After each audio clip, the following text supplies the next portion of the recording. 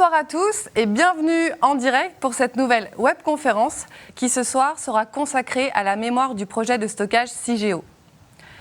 CIGEO, le centre industriel de stockage géologique profond, est conçu pour stocker les déchets les plus radioactifs et à vie longue, issus principalement du traitement des combustibles usés provenant des installations nucléaires françaises.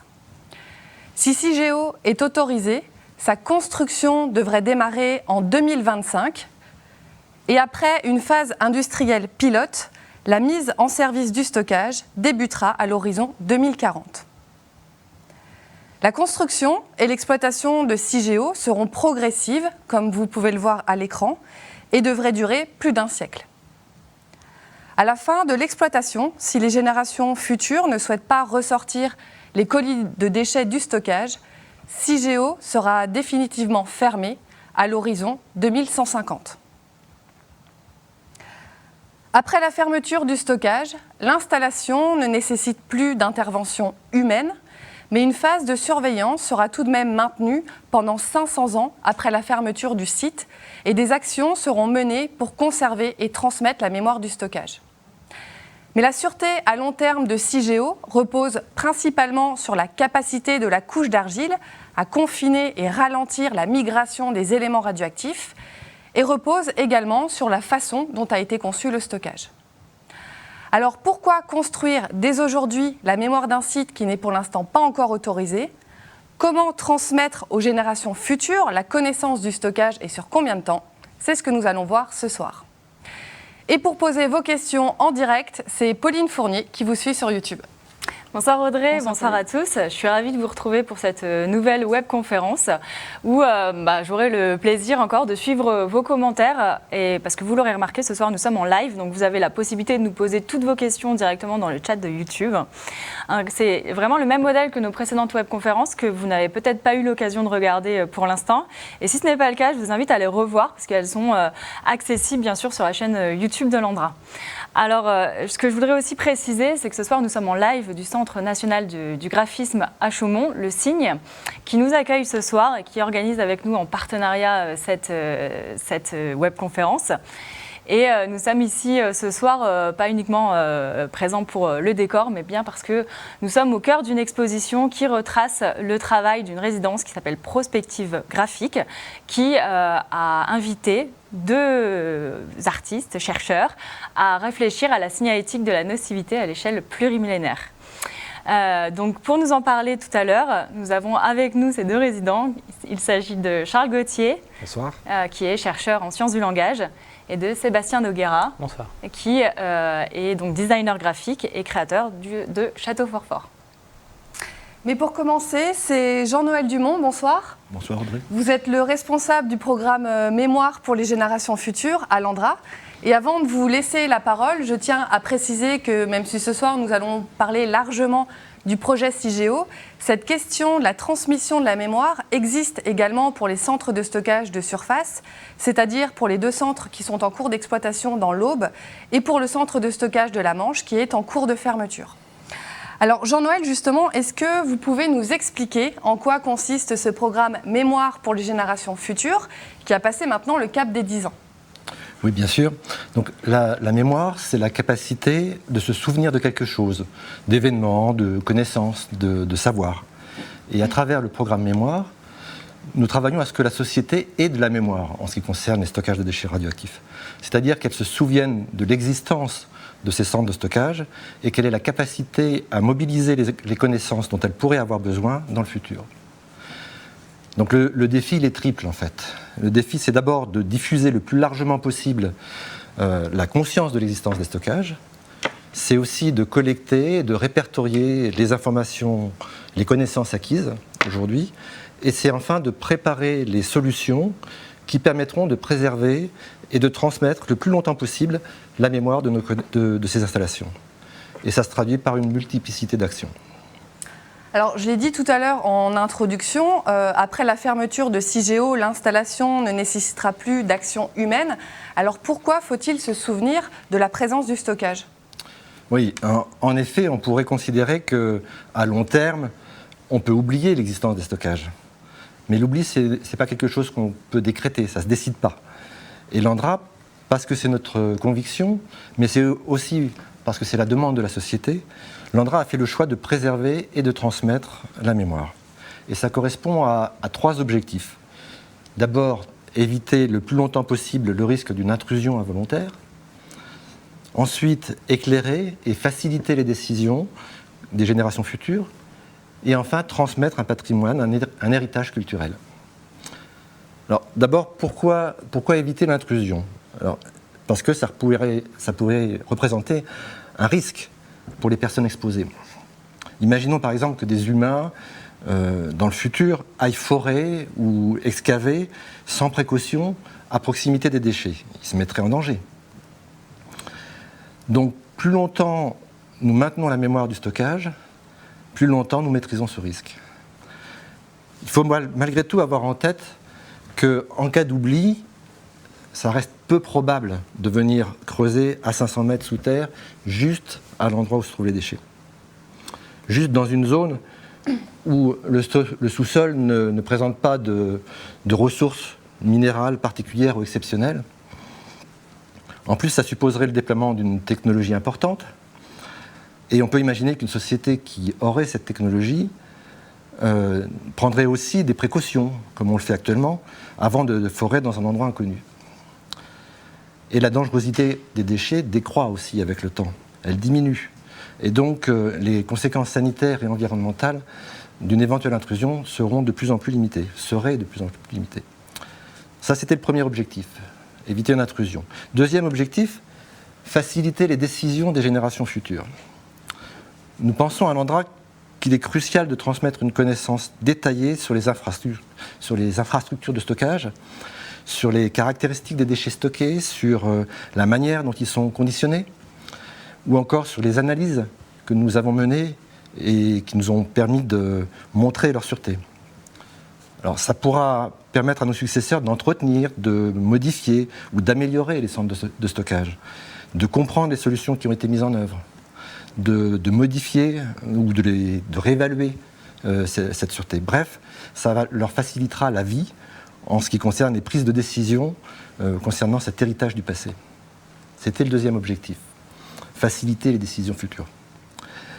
Et le troisième objectif, c'est l'héritage culturel. On pourrait parler aussi d'héritage scientifique et technologique que notre génération transmettra aux suivantes. Et cet héritage, il est particulier. C'est la première fois dans l'histoire de l'humanité qu'on aura utilisé sciemment les effets de la radioactivité. Et les centres de stockage de déchets radioactifs sont le lieu ultime où seront gardées les traces de cette époque particulière. En conserver la mémoire permettra à nos descendants de comprendre d'où ils viennent, et au même titre que d'autres types de patrimoine architectural, littéraire, artistique, etc. Alors pour l'instant, CIGEO n'est pas encore autorisé. Pourquoi construire dès aujourd'hui la mémoire du stockage ? Alors il y a 2 raisons principales à ça. La première raison, c'est que nous travaillons sur le temps long. La mémoire, ça ne se fait pas en un jour, ça se construit. Et les travaux de recherche prennent du temps. Et le temps dont nous disposons aujourd'hui, ce temps-là, il est précieux pour tester, pour mettre au point, dans la durée, les dispositifs qui seront mis en œuvre demain. La seconde raison, c'est que CIGEO n'est pas encore, même si CIGEO n'est pas encore fonctionnant, son histoire est déjà très longue et très riche. Il y a plus de 30 ans déjà maintenant que nous avons entrepris les premières recherches sur le stockage géologique et plus de 20 ans que nous disposons d'un laboratoire souterrain pour préparer la conception de CIGEO. Donc nous avons déjà accumulé beaucoup de connaissances que nous devons conserver et transmettre. C'est dès maintenant que les souvenirs s'engrangent. Et alors, quelles sont concrètement les actions du programme Mémoire ? Les actions du programme Mémoire, nous les avons structurées en 4 piliers. J'appelle ça des piliers. Un pilier réglementaire et institutionnel, un pilier sur les interactions sociétales, un pilier études et recherche, et un 4e pilier sur l'international qui conforte les 3 autres piliers. Le premier pilier réglementaire, il repose essentiellement sur 2 types de documents qui sont d'abord le dossier synthétique de mémoire, qui comporte les principales informations relatives au stockage pour le public, à son histoire, depuis sa création, à la nature des déchets qui sont stockés, aux risques qui leur sont associés. Alors ce dossier, il ne doit pas être trop volumineux puisqu'il est à destination du public, ni trop complexe à comprendre. Ensuite, nous avons le dossier détaillé de mémoire, qui s'adresse principalement à ceux qui auront la responsabilité de surveiller le stockage, les exploitants et les autorités de sûreté. Il présente une compilation de données et de documents qui donnent accès à une connaissance plus fine et plus riche des problématiques liées au centre de stockage. À terme, un exemplaire de chacun de ces deux dossiers sera conservé sur les sites de stockage et un autre aux archives nationales. Et en plus, le dossier synthétique pourra, au moins en partie, être diffusé beaucoup plus largement, puisqu'il est à destination du public. Et pour que ces documents d'archives soient utilisables pendant au moins 500 ans qui est l'objectif de préservation de la mémoire que nous assigne l'autorité de sûreté, nous les imprimons sur un papier spécifique, qu'on appelle le papier permanent, un papier comme celui-ci. Là, vous avez des feuilles qui sont issues d'un document relatif au centre de stockage de la Manche. Et voilà, donc c'est un papier, ce qu'on appelle le papier permanent. Et justement, à l'Andra, nous avons des spécialistes des matériaux organiques. Denise Ricard et Caroline Vibert nous parlent du papier permanent et des enjeux qui l'entourent. On regarde.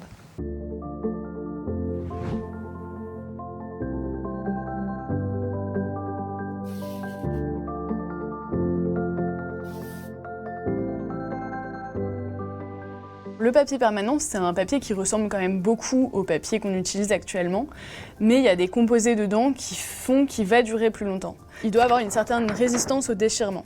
Ce qui fait que dans les fibres de bois ou de coton qu'on va mettre dedans, elles vont sans doute être plus longues que dans le papier normal. Ensuite, d'un point de vue purement chimique, on va définir une norme en termes de pH. Donc on va pas vouloir un papier acide qui risque de catalyser une réaction. Donc on veut un pH basique, entre 7 et 10. Et pour vraiment essayer d'éviter tous les composés acides qui pourraient se former et revenir dégrader le papier, on va ajouter ce qu'on appelle une réserve alcaline, des grains en général de carbonate, de calcium, et qui vont pouvoir neutraliser les composés acides qui viendraient dégrader.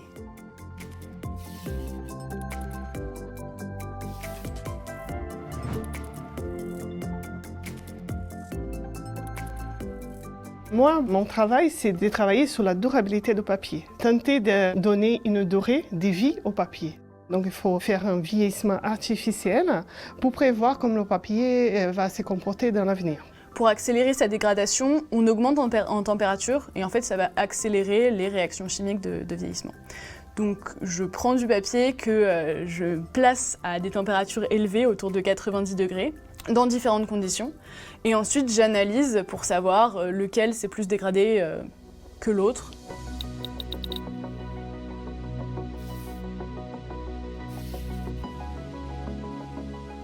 À partir de ce modèle, avec la température, l'atmosphère qu'on a dans les locaux de stockage, on va pouvoir avoir à la fin un nombre d'années à partir duquel il ne va plus avoir les bons critères de résistance ou de lisibilité de l'écriture qu'il y a dessus.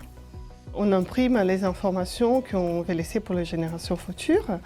Donc toutes les informations sur les sites, les implantations, les réglementations, les informations sur les déchets, les couvertures par exemple, toutes les informations importantes qu'on veut garder pour l'avenir. On a besoin de quelque chose dont on sait qu'on peut le mettre à un endroit et le redécouvrir dans plusieurs siècles, plusieurs millénaires, et qu'on puisse encore le lire. Et d'ailleurs, on sait que c'est important parce qu'aujourd'hui, c'est ce qu'on fait sur des papiers découverts il y a 1000 ans. Et on voit qu'on a un intérêt à pouvoir les lire actuellement. C'est très important parce que dans quelques siècles, on ne sait pas comment ça va évoluer, la civilisation. Donc, il faut pouvoir donner les informations sur les centres de stockage et pour qu'ils sachent ce qui existe sur le centre.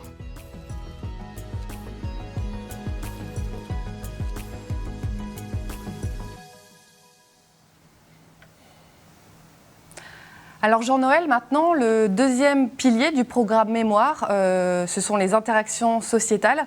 En quoi cela consiste ?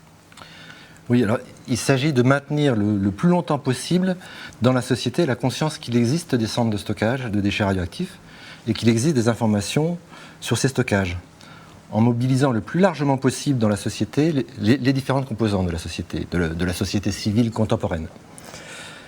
L'objectif, c'est de rendre la société en capacité de transmettre cette conscience de manière autonome, par elle-même.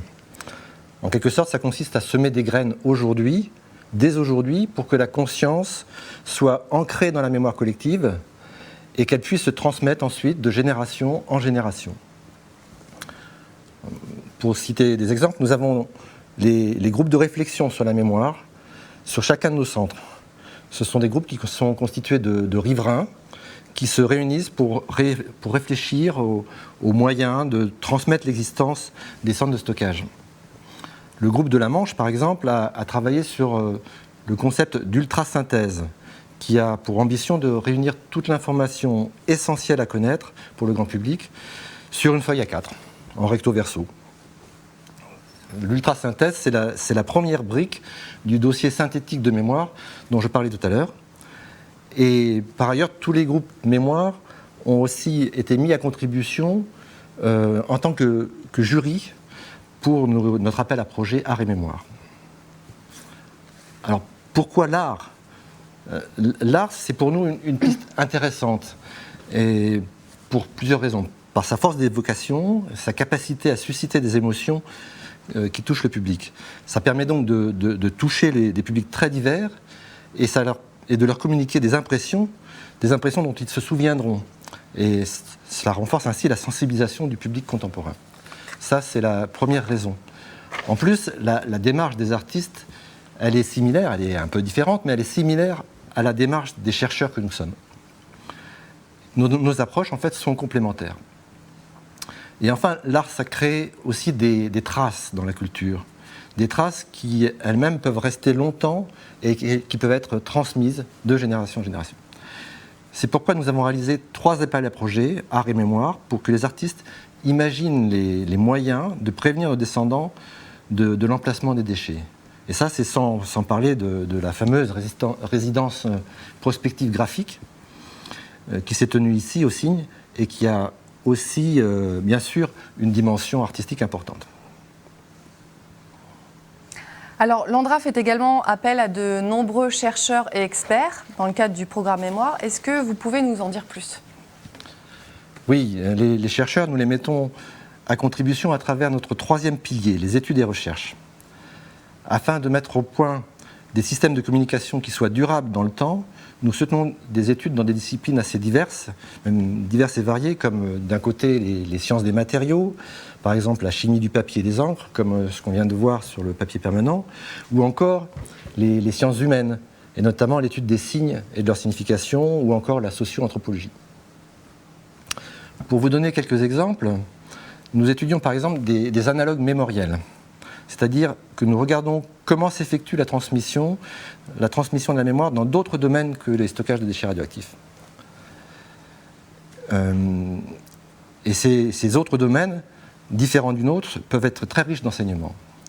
Une étude a par exemple été menée sur le canal du Midi, qui est un ouvrage exceptionnel, un ouvrage de génie civil dont la mémoire a été entretenue depuis la fin du XVIIe siècle jusqu'à nos jours. Nous en avons d'ailleurs fait un livre qui est disponible sur demande via notre site internet. Je ne sais pas si on peut le voir, oui, voilà, cet ouvrage-là, donc disponible gratuitement sur notre site internet, sur demande, et qui participe aussi, à sa manière, des interactions sociétales de cette transmission de la conscience de l'existence du stockage. À côté de ça, nous étudions aussi comment certains supports de la transmission, comme les musées, les bibliothèques, les archives ou les monuments, comment ces supports ont pu perdurer à travers les âges, ce qui a fait leur résilience par rapport aux événements qui ont pu les affecter. Ou encore, à plus long terme, nous nous intéressons à l'archéologie des paysages, qui permet d'anticiper comment, à un horizon très lointain, de plusieurs dizaines de milliers d'années, comment le paysage évoluera et comment des ouvrages de grande ampleur, comme les centres de stockage, pourront laisser des traces. Enfin, pour compléter sur les 4 piliers il nous reste, j'ai parlé des 3 premiers, il reste la collaboration à l'international, où avec nos homologues étrangers, nous travaillons à élaborer une vision commune des enjeux de la mémoire et une connaissance commune des modalités de conservation et de transmission de la mémoire. Nous échangeons régulièrement et ces travaux à l'international nous apportent beaucoup parce qu'ils permettent non seulement d'explorer ensemble des pistes, mutualiser nos efforts, mais aussi d'intégrer une dimension internationale à la transmission de la mémoire, une dimension qui est complémentaire, qui vient en appui des dimensions locales et nationales. Donc, toutes ces recherches, elles visent à consolider le dispositif que nous mettons en place dès maintenant et à explorer aussi toutes les pistes qui permettront de le renforcer et d'en étendre la portée. Parce qu'il faut en être sûr, hein, il n'existe pas de solution unique, il n'y a pas de système, de dispositif figé. On pourrait plutôt parler d'un cocktail de solutions à mettre en œuvre, où toutes les composantes du dispositif sont complémentaires, se renvoient les unes aux autres, elles sont en perpétuelle construction. Et cette construction, cette réappropriation par chaque génération, elle est elle-même un gage de transmission, et c'est ça qui permet de constituer un patrimoine mémoriel pérenne. Alors, est-ce que nous avons des questions ? Oui, nous avons quelques questions. Alors, Jean-Noël, tout à l'heure, vous nous avez parlé d'analogue mémoriel. Et justement, il y a une question qui se rapproche un peu de ça, puisqu'on nous demande si dans l'histoire de l'humanité, nous avons connaissance d'expériences similaires, à savoir une volonté d'une population, d'un territoire, de donner une information à une génération suivante, et notamment un message de danger. Alors oui, des messages de danger, on le voit par exemple, je citerai seulement cet exemple-là, sur les marqueurs de tsunami au Japon, où on a effectivement des petites stèles qui portent ces messages de danger avec plusieurs messages en fait. Attention, si vous entendez du bruit, s'il y a eu un séisme, soyez en alerte, ne construisez pas plus bas que cet endroit-là, allez vers les hauteurs. Donc il y a effectivement ces marqueurs de tsunami, et nous avons étudié aussi ça justement pour voir comment nous pouvions en tirer des enseignements. J'ai une autre question qui est aussi, je pense, une remarque, mais peut-être qu'on peut réagir dessus. C'est cette obligation que nous nous donnons de communiquer aux générations futures, n'est-elle pas l'expression d'un droit des générations futures à agir en connaissance de cause ? C'est ce que j'ai appelé le respect de la liberté des générations futures. Oui, c'est effectivement... oui, on pourrait appeler ça un droit des générations futures. En tout cas, c'est notre responsabilité de leur transmettre toutes les informations dont nous disposons dès maintenant pour leur éviter de les reconstituer éventuellement en supportant des coûts et des risques qu'on pourrait leur éviter. On nous dit également dans le chat que la durée cible de la mémoire est 300 ans pour les centres de stockage en surface, 500 pour le stockage souterrain. Pourtant, on semble se projeter donc, sur des échelles de temps beaucoup plus longues, des millénaires. Pourquoi ? Oui, alors, pour faire simple, on raisonne, là j'ai parlé de 500 ans, parce qu'on est aussi plutôt sur CIGEO. Pourquoi on va plus loin ? Parce que plus on va loin, plus on laisse le temps à la radioactivité de décroître, et donc plus les impacts, les conséquences d'une éventuelle intrusion seront minimes. C'est pour ça qu'on ne se limite pas à 500 ans. Mais l'hypothèse d'un oubli à partir de 500 ans est prise en compte. Et pour les centres de surface, l'hypothèse d'un arrêt de la surveillance à partir de 300 ans est prise en compte. Alors comment concrètement transmettre la mémoire de CIGEO ? Quelles informations transmettre et pour qui ? Oui, alors... Donc on a étudié différents supports, différents matériaux, justement pour... Voilà, c'est ça. Excusez-moi. On s'appuie sur différents matériaux. On étudie les différents matériaux comme support à la mémoire, en cherchant bien sûr les plus pérennes, ceux qui, soit pour y inscrire une information, soit en tant que marqueur dans le paysage. Nous avons par exemple on en a parlé tout à l'heure, le papier permanent sur lequel nous avons travaillé, mais nous étudions aussi le potentiel de géopolymères, qui sont aux matières minérales ce que les polymères sont aux matières organiques. Donc on a étudié ça, le potentiel de ces géopolymères comme petits marqueurs, pour la réalisation de petits marqueurs qu'on serait disposés dans le paysage. Il y a aussi le disque de saphir, qui contrairement à certains supports numériques comme ce qu'on connaît, les disques durs ou les clés USB, présente des qualités de durabilité exceptionnelles. On parle d'1 million d'années. Un disque de saphir comme celui-ci, où j'en ai aussi un exemplaire ici, pour que vous puissiez vous rendre un peu compte des dimensions. Donc un disque de saphir comme celui-ci peut contenir l'équivalent de 400 000 feuilles de papier A4. Et il a la durabilité du saphir. Les informations sont en fait enserrées entre 2 feuilles de saphir, ce qui fait que la pérennité de leur lisibilité, c'est la durabilité du saphir. Voilà. Quant au contenu des messages, aux informations en elles-mêmes, j'ai indiqué tout à l'heure que la palette était très large. J'ai parlé de l'ultrasynthèse, donc vraiment l'essentiel de l'essentiel, ce qui est à connaître pour le grand public. Et puis, de l'autre côté, toutes les connaissances, l'ensemble des connaissances seraient accumulées au fil du temps sur le stockage. Et la manière de transmettre ces informations, c'est aussi un de nos domaines de recherche. Nous savons que les langues sont conduites à fortement se transformer, à évoluer, pour certaines à disparaître. Et donc nous avons entrepris des travaux en sémiotique, c'est-à-dire dans l'étude des signes et de leur signification. En sémiotique qui dépasse la question purement des langues. Nous cherchons des signes qui restent compréhensibles sur des échelles de temps de plusieurs milliers d'années, et nous travaillons sur le processus de transmission de ces signes. Quand on parle de signes, on pense bien sûr aux signes graphiques, et Charles Gauthier et Sébastien Noguera, qui ont effectué une résidence ici, aux signes, nous en parlerons tout à l'heure, mais nous avons aussi exploré le potentiel de la signalétique sonore.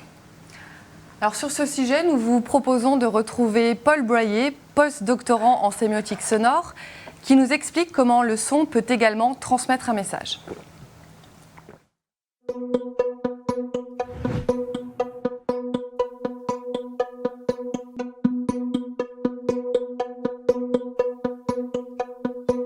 La sémiotique sonore, c'est une discipline qui étudie la manière avec laquelle, à partir de notre perception du son, on va en tirer du sens. Quelle signification vient des sons qu'on entend, que ce soit des sons du quotidien, des sons qu'on entend dans des films, etc.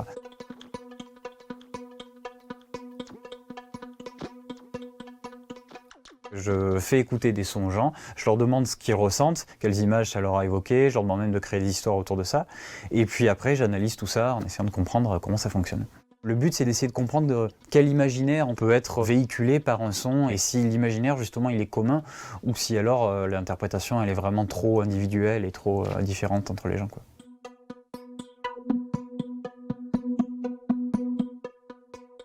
L'objectif de la sémiotique du son pour l'Andra, c'est d'arriver à créer des sons qui vont pouvoir être compris le plus largement possible, donc c'est-à-dire par le plus de monde possible, de la même manière, et que cette compréhension-là, le sens en fait qui ressort de ce son-là, il dure le plus longtemps possible aussi, voilà, pour arriver à créer une communication, une mémoire pérenne. L'idée, c'est de faire comme une sorte de logo sonore sur le site de CIGEO, qui soit rappelle directement le fait que ah tiens, on est à CIGEO, il y a des déchets radioactifs, on fait attention, ou soit exprime quelque chose en disant que ce son, qu'est-ce qu'il veut nous dire, il va peut-être falloir que je prête l'oreille et que je regarde ce qu'il y a autour de moi.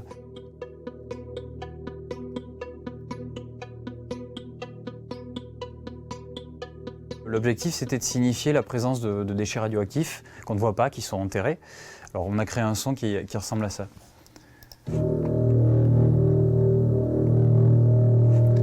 Donc un son très très bas. Là, le principe, c'est d'aller chercher justement vraiment les basses pour que ça fasse vibrer tout le corps et qu'on ressente cette énergie qui est permanente, qui est continue, qu'on ne voit pas et qui est souterrain, surtout quelque chose de très bas. Là, vous entendez peut-être un peu mieux. Alors ça, c'est qu'une partie de ce qu'on pourrait faire et ça pourrait être associé à d'autres sons pour créer une communication plus complexe et plus complète aussi sur le site. une des grandes questions qui se posent quand on veut communiquer au long terme avec le son, c'est comment on va diffuser ce son-là pour rendre ces déchets sonores. D'un côté, on peut aller vers un dispositif qui est durable et autonome, c'est-à-dire qu'on utilise des matériaux qui sont résistants, et on peut utiliser aussi des sources d'énergie qui sont naturelles, c'est-à-dire l'eau, le vent, la pression atmosphérique. Il y a des exemples de ça, c'est-à-dire des sculptures sonores qui, avec des tubes en métal, quand le vent s'engouffre dedans, ça fait tel son. L'orgue marin aussi à Zadar en Croatie, où quand l'eau s'engouffre dans des cavités, en fait, le vent, pareil, va créer des sons qui ressemblent à un orgue. L'autre stratégie, on peut très bien utiliser de la technologie moderne en disant que c'est représentatif de notre temps, mais voilà, on va utiliser des fichiers numériques avec des enceintes. Bon, après, il y a peut-être un équilibre à trouver entre les deux si on veut quand même que le dispositif qui va être mis sur le site de l'Andra, enfin des stockages de déchets, porte une idée en fait de durabilité et de mémoire pérenne.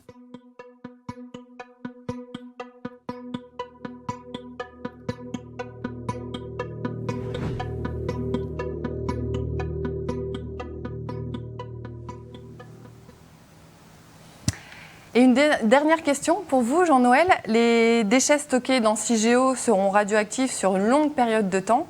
Alors comment assurer la transmission de la mémoire sur 100 000 ans ? Désolé, je vais déconstruire tout de suite une idée reçue. On ne cherche pas à assurer la transmission de la mémoire sur 100 000 ans. Nous ne garantissons pas cela et nous ne cherchons pas à le garantir. Ce serait complètement fou, ce serait totalement présomptueux. En termes de durée, l'autorité de sûreté nucléaire estime que 500 ans, c'est un objectif raisonnable pour la transmission de la mémoire. Et nos travaux, ils visent donc d'abord à faire en sorte que cet objectif puisse être atteint. Et à très long terme, et au-delà d'ailleurs, nous essayons de prolonger, de tout mettre en œuvre pour qu'elle perdure le plus longtemps possible. Mais à très long terme, on est bien obligé d'envisager l'hypothèse que la mémoire soit perdue. Et c'est pour cela que le CIGEO est conçu pour rester sûr, après sa fermeture, sans qu'aucune intervention humaine ne soit nécessaire. C'est ce qu'on appelle la sûreté passive. Pas besoin d'intervention humaine. C'est la géologie et c'est la manière dont on a conçu le stockage, dont il a été construit, qui assure la protection. On peut donc envisager l'oubli au-delà de quelques siècles, sans que cela représente des risques importants. Alors, il y a une autre idée reçue que j'aimerais aussi déconstruire, c'est l'idée qu'on s'adresserait d'abord à l'homme de dans 100 000 ans. 100 000 ans, c'est en gros 4000 générations. Et ces générations-là sont tout aussi importantes. La transmission de la mémoire, c'est avant tout quelque chose d'intergénérationnel, comme un passage de relais. Chaque génération peut être un messager et chaque génération successive pourra s'approprier la mémoire, l'intégrer à sa culture et la transmettre à la génération suivante. C'est pour ça qu'il ne faut pas penser la mémoire comme quelque chose de figé, mais au contraire comme quelque chose de vivant et qui évolue. Des questions ? Bah oui, bien sûr, des questions et des réactions dans le chat. On nous demande, Jean-Noël, que finalement, si on craint d'oublier les déchets qui seront enfouis, pourquoi ne pas les laisser en surface de façon à les surveiller et donc potentiellement éviter ce danger ? Donc, je pense que ça fait écho à ce que vous venez de dire, mais on peut repréciser. Oui. Alors, oui, effectivement, pourquoi pas en surface ? Ça, ce serait on pourrait considérer que c'est une bonne idée si la sûreté reposait sur la mémoire. Mais la sûreté ne repose pas sur la mémoire. La sûreté, le stockage, il sera sûr, même si on oublie. On n'a pas besoin absolument de la mémoire. Et pourquoi est-ce qu'on les stocke en profondeur ? Parce que les déchets, d'abord, ce sont des déchets dangereux et des déchets qui resteront dangereux longtemps. Donc on les met d'abord à distance, on les isole des activités humaines, on fait en sorte que quoi qu'il arrive en surface, en réalité, les déchets ne seront pas concernés. Si on les laissait en surface, à l'inverse, cela obligerait nos descendants à reporter, enfin ça les obligerait à eux-mêmes les gérer, génération après génération, et ça reporterait la charge sur eux. En plus, ce seraient eux qui auraient à prendre les décisions que nous n'aurions pas osé prendre, nous. Alors que notre génération, elle a les moyens de prendre ces décisions. Donc c'est à notre génération de faire, c'est notre génération, c'est notre responsabilité. Ok, merci Jean-Noël. J'ai une autre question. On nous demande s'il est envisageable de créer des œuvres qui immortaliseraient Cigéo de la même manière que les plus grandes œuvres classiques l'ont fait pour des individus type Beethoven ou De Vinci. Donc est-ce qu'on pourrait imaginer créer une œuvre d'art qui viendrait immortaliser Cigéo? Ça peut être... on peut l'espérer, mais et quand je parlais de petites graines qu'on sème, on peut espérer que parmi toutes ces petites graines, il y en ait quelques-unes qui effectivement aient ce potentiel de devenir des œuvres dans le patrimoine UNESCO et donc absolument emblématiques. Mais on ne peut pas compter exclusivement là-dessus, évidemment. Pour l'instant, j'ai pas d'autres questions. Je pense qu'on peut avancer un peu. Je pense que ça va venir là au fur et à mesure des présentations. Merci Jean-Noël. Pour poursuivre sur cette thématique de la mémoire, nous sommes accompagnés des 2 résidents qui ont travaillé sur des prospectives graphiques. Sébastien Noguera, je le rappelle, vous êtes designer graphique et fondateur du studio Château Forfort. Et vous, Charles Gauthier, vous êtes chercheur en sciences du langage.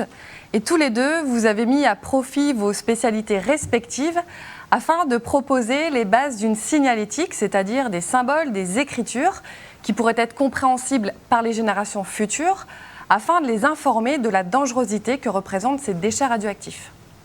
Alors la première question, peut-être pour vous, Charles, d'abord, comment procède-t-on pour faire des recherches sur la mémoire longue ? C'est une question très vaste, mais je crois que ce qu'on peut répondre à cette question, c'est qu'il faut d'abord procéder collectivement. C'est-à-dire, finalement, aucune personne ni aucune discipline ne pourrait se proclamer seule légitime pour traiter un tel sujet. Et c'est pour cette raison qu'avec Sébastien, très rapidement, on a décidé d'échanger, de lire et également d'inviter des personnes, des experts, des chercheurs qui venaient de différents horizons. Donc aussi bien des graphistes que des linguistes, mais aussi des anthropologues ou des ingénieurs. Ça a été aussi intéressant pour nous qui venons du monde du graphisme de travailler avec des ingénieurs. Donc voilà, je dirais le collectif prioritairement parce que c'est un sujet qui est par définition interdisciplinaire. Alors comment peut-on s'assurer que les personnes du futur pourront lire nos messages d'aujourd'hui ? Là, je rejoindrai Jean-Noël sur cette question, c'est-à-dire qu'en fait, on ne peut pas s'en assurer. Ce qu'on peut faire néanmoins, c'est tout mettre en œuvre pour faire en sorte que ce que nous voulons leur transmettre leur soit transmis dans les meilleures conditions possibles. Pour ça, on peut s'inspirer par exemple de l'histoire. Jean-Noël parlait des analogues mémoriels. On peut s'inspirer par exemple de disciplines comme la paléographie qui peut nous donner des indications et des témoignages sur les raisons pour lesquels des messages nous sont parvenus alors que d'autres ne nous sont pas parvenus. Et puis il y a un principe qui est le principe de la multimodalité, c'est-à-dire le principe de diversifier les supports, les dispositifs. On a vu tout à l'heure Paul Bloyer, on est en échange avec lui. On peut imaginer des dispositifs sonores, des dispositifs qui soient tactiles, différents supports, on en a présenté. Donc voilà, le collectif, le multimodal et l'histoire. Alors Sébastien, vous avez étudié, enquêté sur des symboles déjà existants qui évoquent le risque ou le danger. Vous avez également regardé comment la nature se protège ou informe qu'il y a un danger. Qu'est-ce que ces études vous ont apporté et en quoi elles peuvent nous éclairer sur la transmission de la mémoire des stockages ? Oui, c'est vrai, il était de notre côté, en tant que graphiste, nécessaire aussi de faire un état des lieux des symboles, des formes qui nous sont parvenues du passé. Et dans un premier temps, c'est de se rappeler qu'un symbole a une fonction sémiotique, il signifie quelque chose. Ça peut être un objet, un son, un mot, un être vivant, une image. Et de faire cet état des lieux nous a permis aussi de baliser un terrain qui est très vaste sur les messages qui nous sont donnés, les alertes justement qui nous sont signifiées, et de s'intéresser déjà à ce qui nous entoure dans la nature, que ce soit la végétation, la manière de se protéger vis-à-vis de stress par rapport aux herbivores, comme on peut le voir là à l'image. Il s'agit d'un seul et même arbre qui va produire en son sein des feuilles sans épines et à l'extérieur des feuilles épineuses pour se protéger, qui peuvent nous faire référence à des barbelés, des choses qui permettent de protéger quelque chose. Pareillement, dans la nature, que ce soit au niveau des animaux, des symboles aussi, des formes graphiques, des couleurs organiques nous signalent une nocivité afin de faire fuir leur agresseur également et de se protéger soi-même, et annoncent une nocivité vis-à-vis de la personne qui entrerait en contact. Donc la notion de mémoire, forcément, comme le disait Jean-Noël, on emmagasine, on conserve, on doit restituer, et de faire le point de cet atlas, un inventaire vraiment qui nous permet, à la manière d'un enquêteur, de retravailler et de remonter une chronologie sur les symboles qui nous sont parvenus et ceux qui existent aujourd'hui, nous permet d'ouvrir un petit peu la voie sur une future signalétique. Alors justement, comment communiquer et symboliser le danger que représentent les déchets radioactifs ? Eh bien, il existe déjà un symbole qui existe depuis 1948, qui est le symbole de la radioactivité. Ce symbole, il a été dessiné par un petit laboratoire, le laboratoire de Berkeley en Californie, qui s'est diffusé au fur et à mesure des années de manière internationale, qui est devenu le symbole de la radioactivité.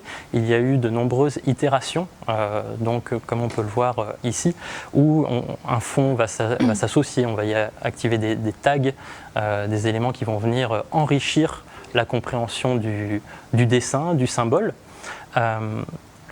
Et c'est déjà de partir d'un existant, parce que comme le disait précédemment également Jean-Noël, on est sur plusieurs temporalités, on est là sur du temps long, mais on est également sur un temps présent, où il va falloir, on parlait d'une variabilité de déchets, de dangerosité de déchets, et de là ça permet déjà de constituer une gradation, le graphisme va aider à ça, de graduer justement la dangerosité et de mettre à jour, on va dire, la construction d'un symbole qui pourrait s'actualiser en fonction de la durée de vie, de la radiation, de la dangerosité. De là, également avec ce qu'on a pu voir en amont, l'atlas, le rapport aux animaux, la manière de se protéger, ça nous a permis également de mettre en forme un symbole complémentaire, qui serait un symbole davantage de dissuasion, un symbole de la nocivité, très organique, et qui viendrait dans un système complémentaire, structuré, j'allais dire un langage de la dangerosité, et dans ce système graphique, avoir vraiment une combinaison de ce symbole de la dissuasion avec le symbole de la radioactivité, multiplier les langues et envisager, j'allais dire, un premier système de communication qui pourrait se décliner dans le présent proche, le futur proche, j'allais dire, sur même des colis de stockage directement.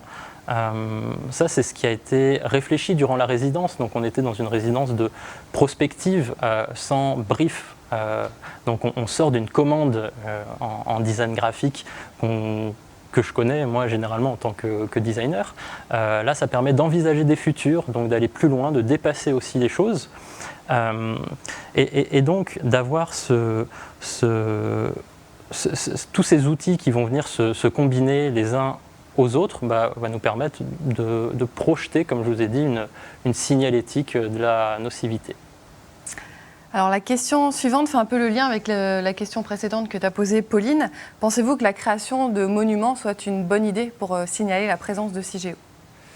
Oui, c'est une question importante et complexe, la question des liens entre les monuments et la mémoire.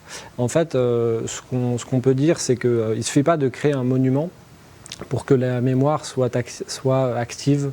Il existe des monuments qu'on a oubliés et dont on ne connaît plus la signification aujourd'hui. Par exemple, si vous regardez sur l'île de Pâques les moailles de l'île de Pâques, on ne connaît pas les raisons exactes pour lesquelles ces statues, ces monuments ont été construits et édifiés. Et donc les monuments peuvent devenir avec le temps très mystérieux. Et c'est pour cette raison que il faudrait sans doute, une proposition qu'on pourrait faire, c'est de partir sur un monument qui soit aussi un espace de connaissance. Un espace de connaissance qui permettrait non pas seulement de signaler et de prévenir de la présence de déchets, mais aussi d'informer sur ces déchets, de faire comprendre ce que sont ces déchets et pour quelles raisons ces déchets sont ici. Et, je veux rebondir de ce que tu dis en parlant de monuments. C'est vrai que la résidence nous a permis, grâce à cet inventaire sémiotique, de pouvoir envisager presque de manière fictionnelle des marqueurs de surface. Donc les marqueurs de surface, ce seraient des monuments qui signaleraient l'enfouissement justement de déchets radioactifs pour les générations futures. Et donc il a été envisagé déjà plusieurs dessins, 4 marqueurs de surface, des marqueurs qui ont été construits de manière sémiotique en piochant dans l'atlas, on va dire, qui a été précédemment construit dans l'inventaire. On arrive presque à des Frankenstein sémiotiques, c'est-à-dire qu'on va aller puiser un visage ou un masque terrifiant, justement, qui évoque la peur, des éléments circulaires, des choses monumentales, des monolithes. Voilà, ou alors des murs qui vont être gravés et qui vont cerner entièrement un paysage, où on est vraiment dans de la monumentalité. Cette série s'appelle Adinaton. Adinaton, j'ai repris un terme de la littérature, c'est une figure de style qui est une hyperbole inconcevable. C'est-à-dire qu'on va être justement dans une non-possibilité tellement en fait on a de signes.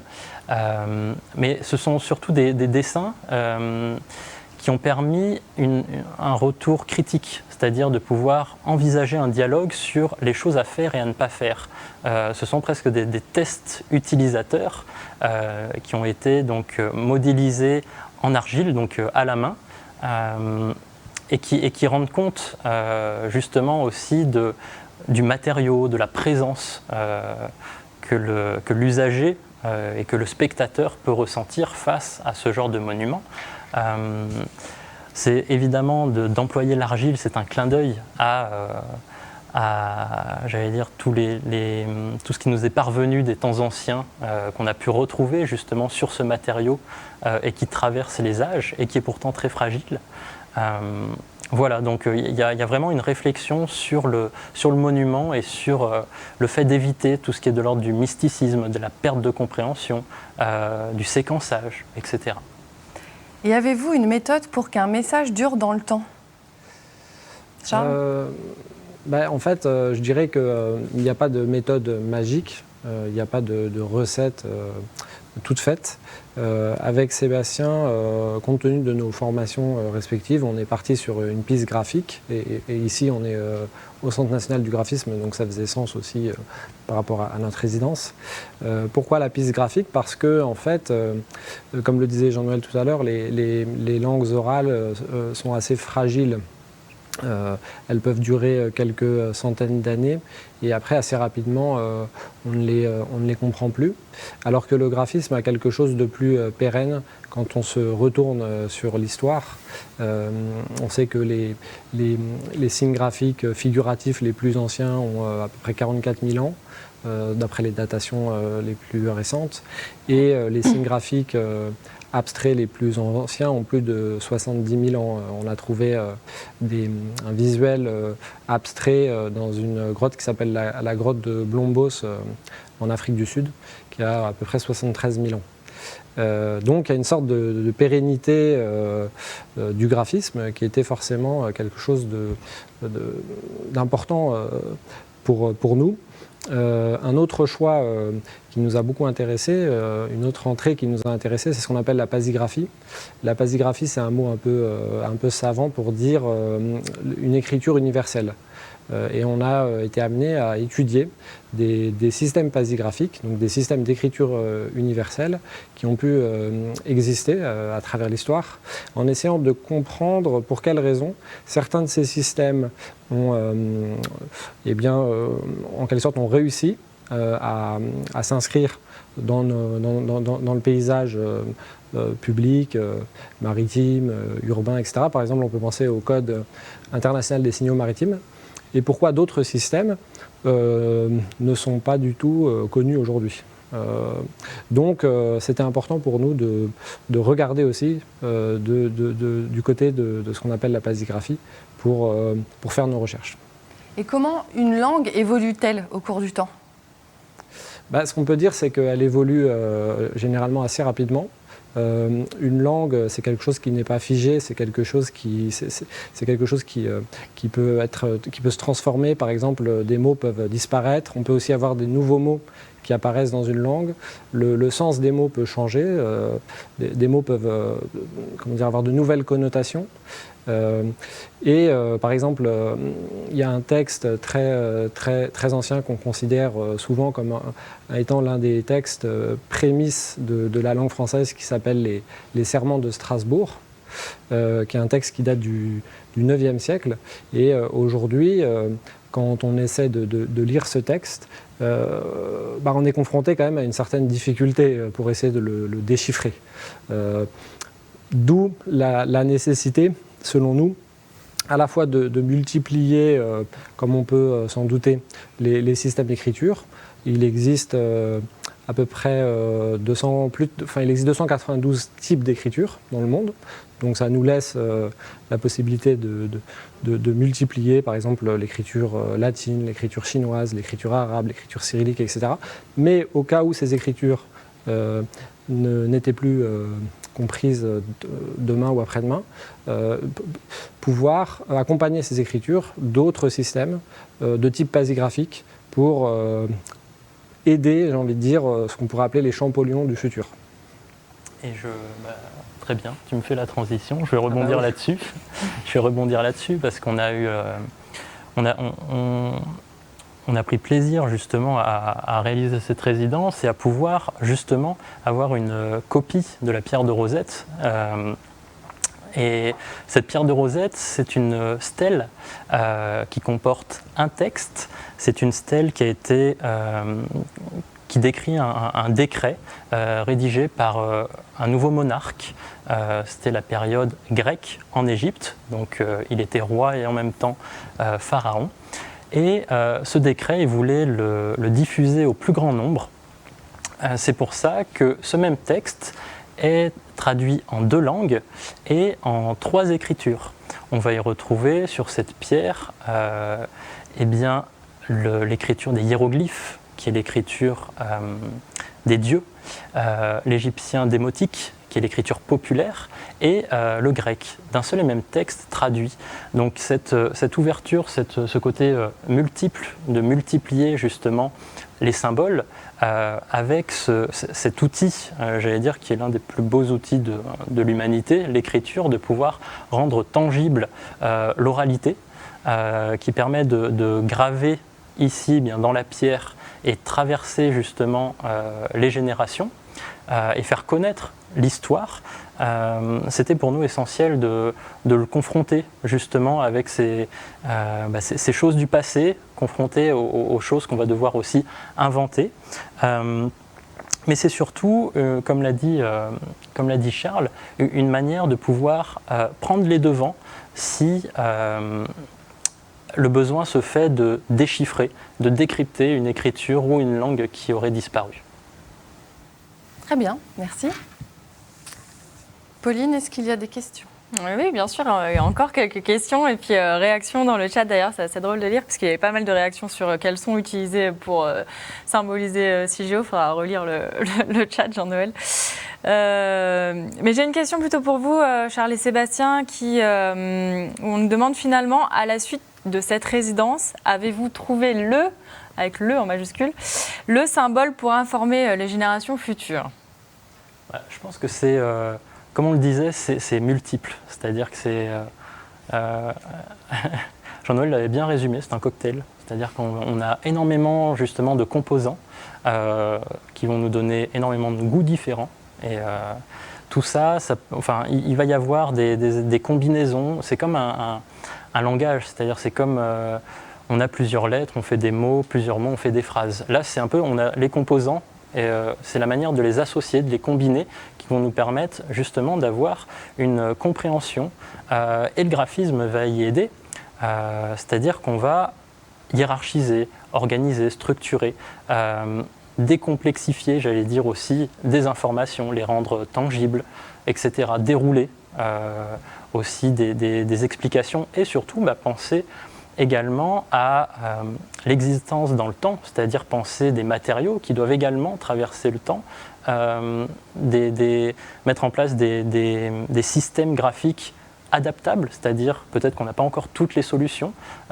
Cette résidence nous a permis vraiment d'envisager un terrain avant presque de démarrer le véritable projet en y mêlant justement toutes les expérimentations qui ont été faites en parallèle et de pouvoir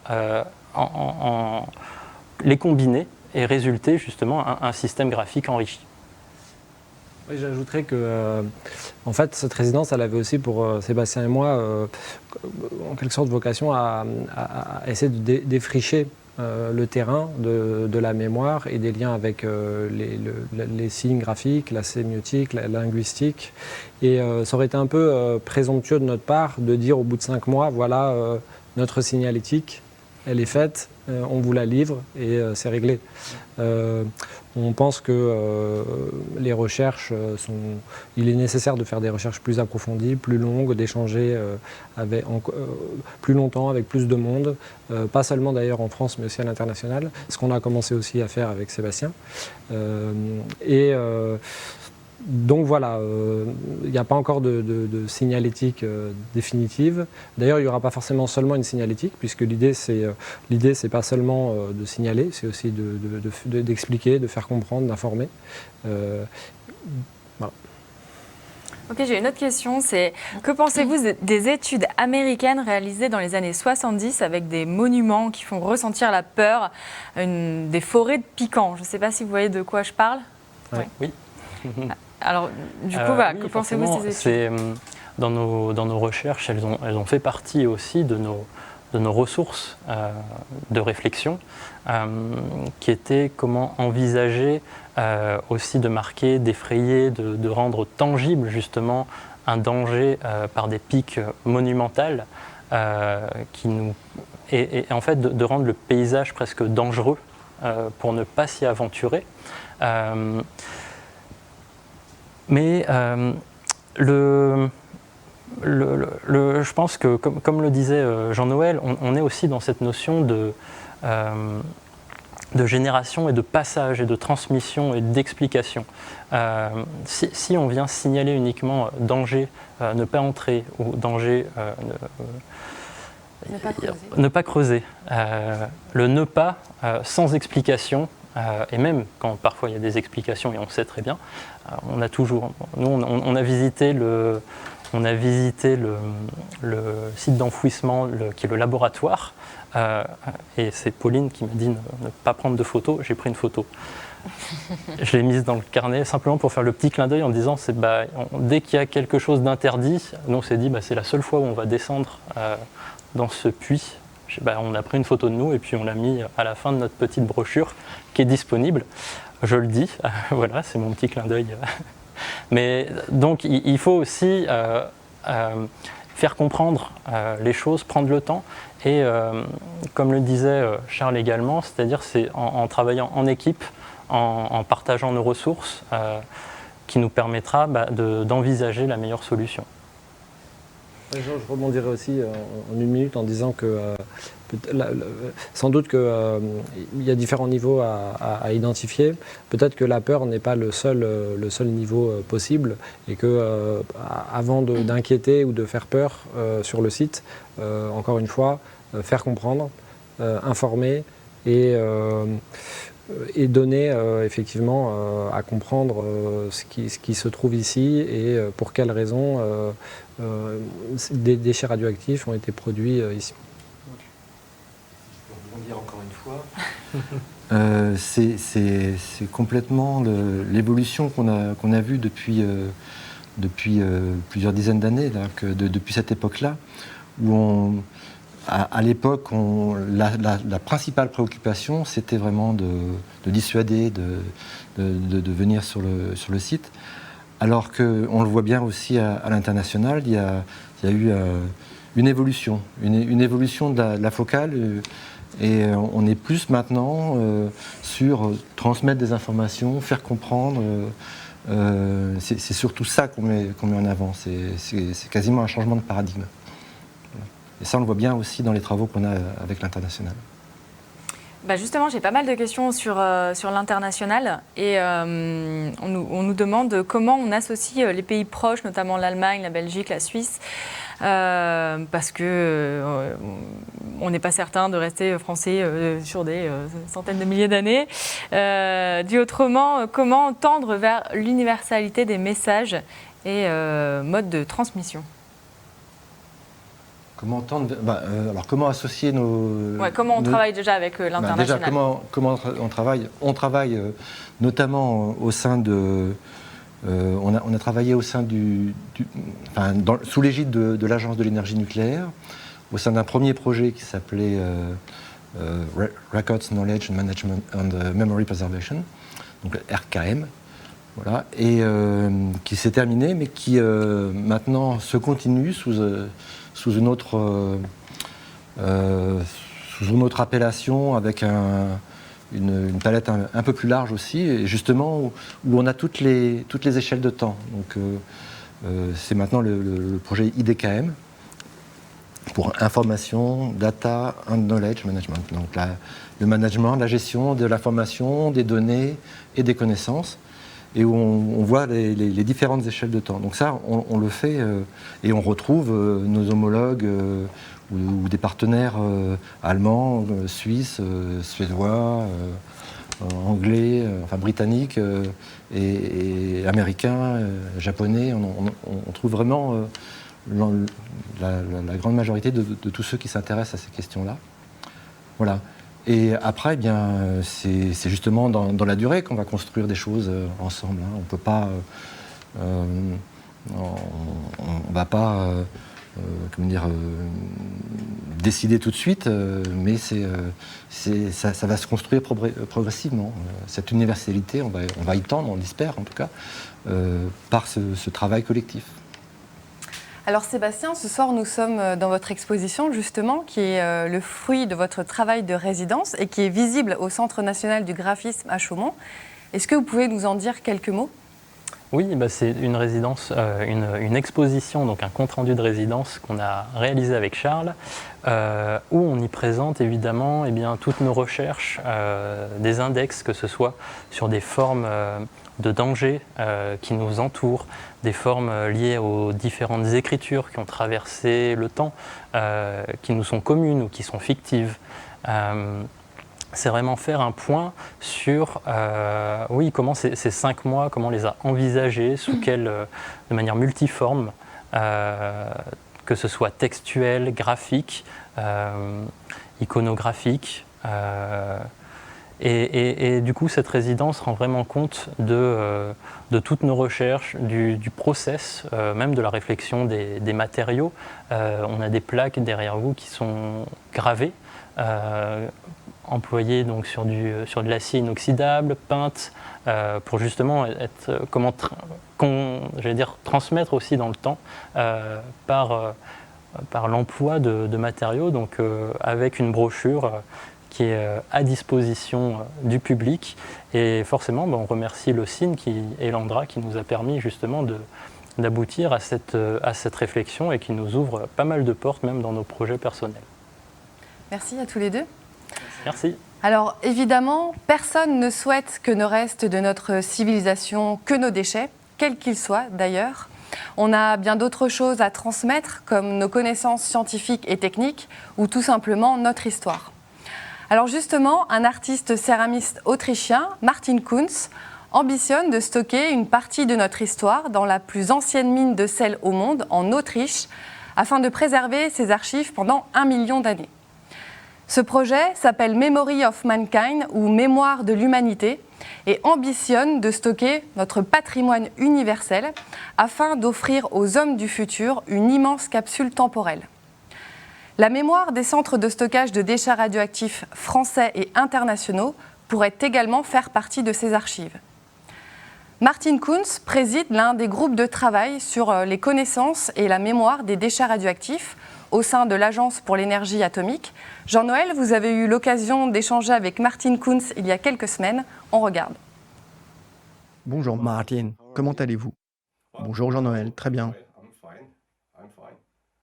Pourriez-vous nous présenter en quelques mots l'objectif du projet nommé MOM pour Memory of Mankind, s'il vous plaît? L'objectif du projet Memory of Mankind est de conserver un instantané de notre ère, durant 1 million d'années, pour laisser à nos descendants, aux générations suivantes, aux cultures suivantes, aux civilisations suivantes, un aperçu du XXIe siècle. Car, comme nous le savons, les informations numériques ne sont pas pérennes, et probablement que le XXIe siècle sera la période obscure au cours de laquelle toutes les informations auront été perdues. Merci. Et comment en êtes-vous venu au projet MOM? Je suis un céramiste, un artiste qui travaille surtout la céramique. Et c'est un matériau qui dure très longtemps.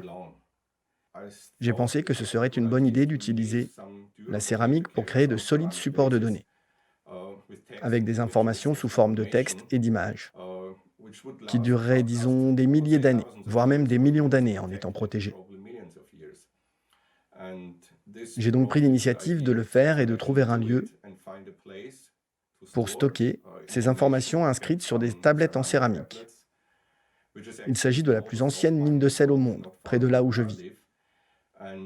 Nichées en profondeur, à l'intérieur de la montagne, se trouvent les archives de la Memory of Mankind, où sera entreposée toute cette mémoire du XXIe siècle, allant des publications universitaires aux publications individuelles des sagas familiales, aux profils d'entreprises, en passant par des articles de journaux ou des pages de Wikipédia, pour livrer un aperçu de notre époque et des mœurs du XXIe siècle.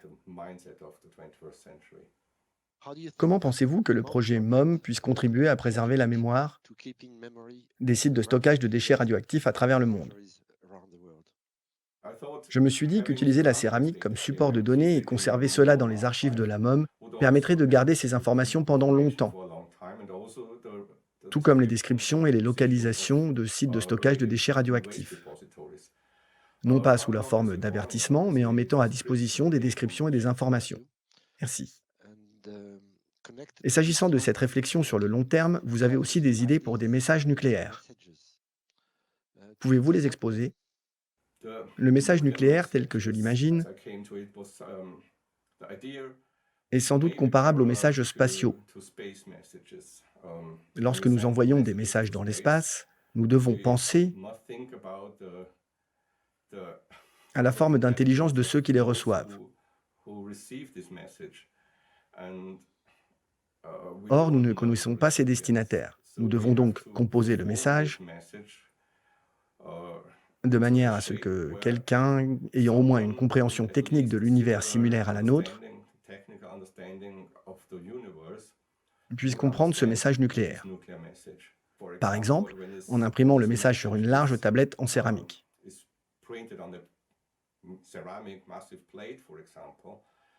Nous pouvons faire de cette tablette l'unité de mesure de la masse. Et ensuite, en la multipliant par le nombre, cela donnerait la quantité de matière stockée quelque part par enfouissement. Nous pourrions même indiquer la profondeur du site en utilisant la dimension de la tablette, comme unité de longueur.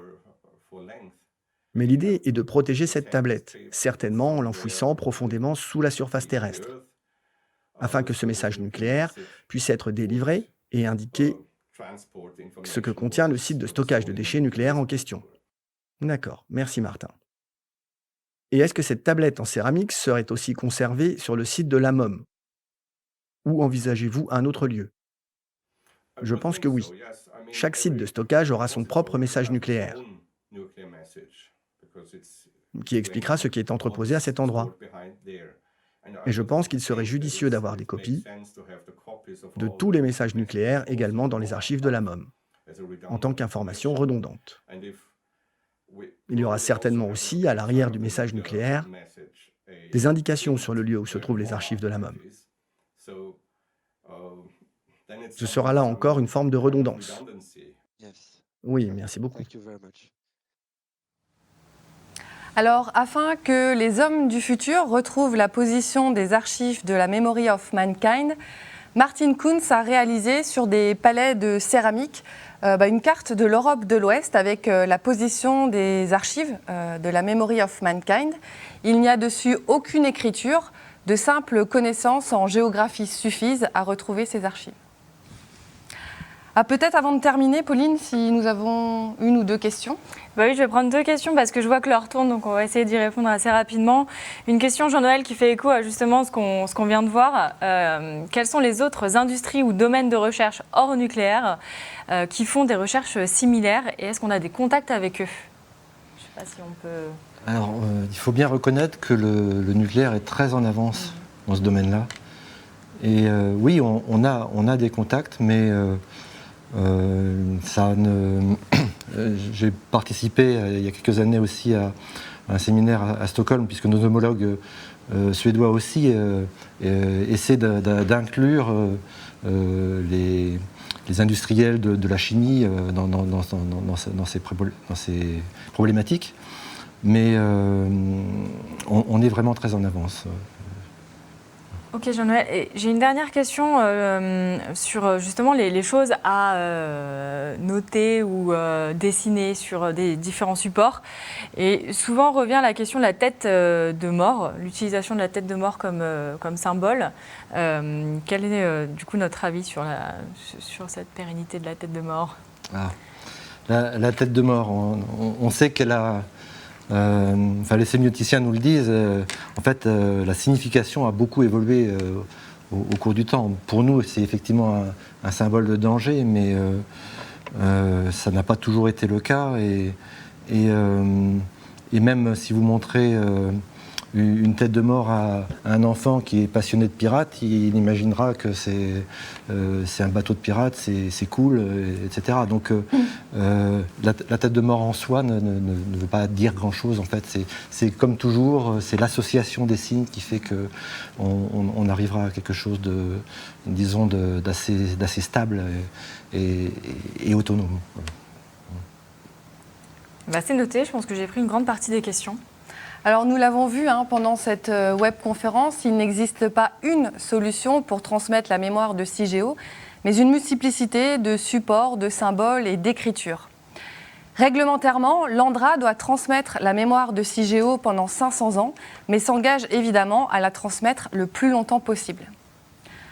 Contrairement à l'évolution du site de CIGEO, qui peut être modélisé sur plusieurs centaines de milliers d'années, l'évolution de l'homme, elle, ne peut pas l'être. Nos modes de vie, nos sociétés ont énormément évolué ces derniers millénaires et personne ne saurait dire ce que sera notre société, ni même l'homme, dans 100 000 ans. Cette échelle des temps humaine, elle est vertigineuse, mais en rien comparable à l'échelle des temps géologiques. Et c'est bien de géologie dont il s'agit pour assurer le confinement des déchets radioactifs et non de l'homme. Alors, pour finir sur cette thématique de la mémoire, Pauline, un événement est prévu ce vendredi. Mais tout à fait, vous l'aurez compris, le programme Mémoire pour les générations futures passe le cap des 10 ans et à cette occasion, on fait vraiment de cette semaine une semaine où on met en avant cette thématique et on communique sur ce que l'on fait dans le cadre du programme Mémoire. bien sûr à travers cette webconférence ce soir, mais également à travers un événement un peu différent qui est un escape game virtuel qui se tiendra donc ce vendredi à 18h30. Vous avez juste la possibilité vous pouvez vous inscrire seul ou en équipe. C'est un jeu immersif d'1 heure environ qui vous permettra de découvrir cette thématique de façon un petit peu différente. Alors merci à tous les intervenants d'avoir participé à cette webconférence et d'avoir répondu aux questions. Merci à vous de nous avoir suivis. Cette vidéo est à retrouver en replay sur notre chaîne YouTube. Bonsoir à tous. Bonsoir.